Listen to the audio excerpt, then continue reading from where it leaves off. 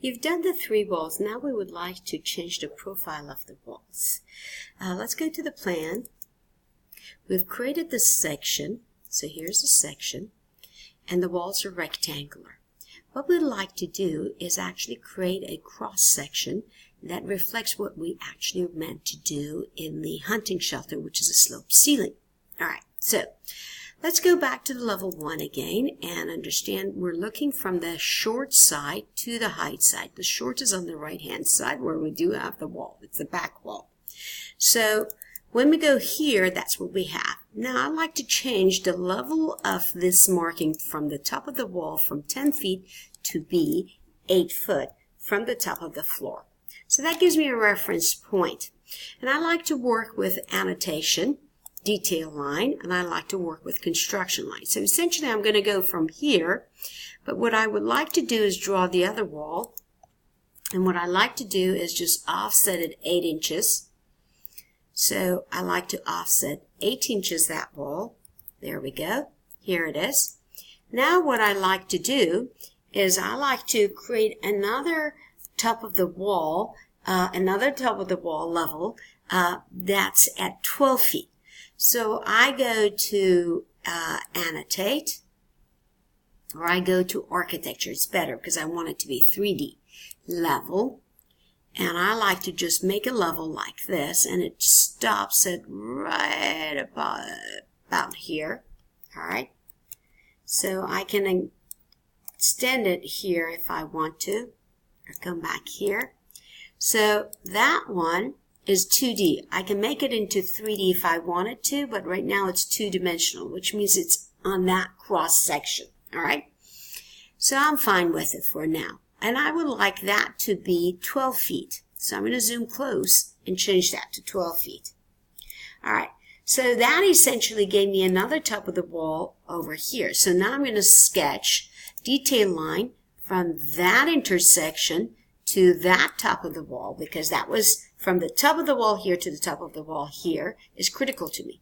Now I'm going to offset 1 foot, which is the thickness of my roof. Then I'm going to offset here 1'4", which is my overhang amount, 1'4", which is the amount of overhang. Then I'm just going to chamfer this line. Alright, so that's my overhang. I like to extend back to here, so that pretty much gives me the silhouette of the roof that I have. But my wing wall is actually another offset of 1'6" behind here. So I go another 1'6" right behind here.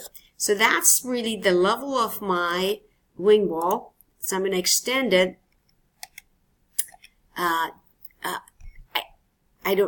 to here eventually. So now I'm going to get this wall. I'm going to get that wall, and I like to edit it. Okay, so you can go to 3D. The cross section was cutting through here looking this way. I want to get this wall, edit its profile. I like to edit it in that section 1. Okay, so I would like that wall. This shows pick a line to be aligned with this wall. Then I like to chamfer this and that, this and that.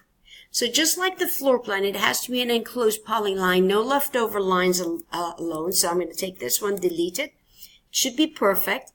Once it's a complete enclosed polyline, I check mark it. Let's take a look at it in 3D. Here it is.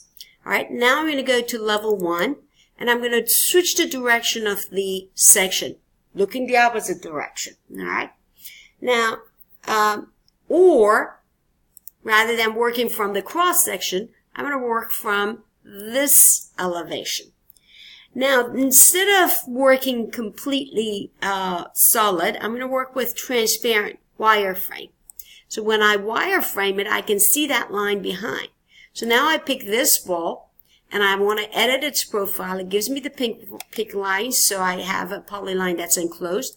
I pick this line that's behind it, and I clean it up like this. Get rid of this one, check mark it, go back to the elevation. I have changed the profile of the 2 walls that I have, and this is it. All right.